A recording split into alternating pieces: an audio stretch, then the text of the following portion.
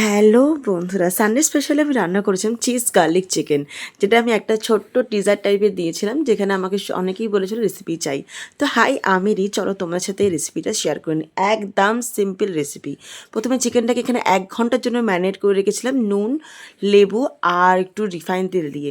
তারপরে এখানে কিছুটা দুধ জাল করে নিয়েছিলাম আর মাংসগুলোকে 1 ঘন্টা পর হালকা করে রিফাইন তেলে একটুখানি ফ্রাই করে নিয়েছিলাম। তারপরে সেই তেলেই বেশ কিছুটা বাটার আর গার্লিক দিয়ে ভালো করে ভেজে নিয়ে তাতে পেঁয়াজ বাটা, আদা বাটা, লঙ্কা বাটা, নুন, চিনি দিয়ে ভালো করে কষিয়ে নিয়ে দুধ আর একটুখানি ফ্রেশ ক্রিম দিয়ে ভালো করে একটুখানি নাড়াচাড়া করে নিয়ে চিকেনগুলোকে দিয়ে দিয়েছিলাম। আর চিকেনগুলোকে দিয়ে তার উপর দিয়ে বেশ কিছুটা পরিমাণে চিজ দিয়েছিলাম।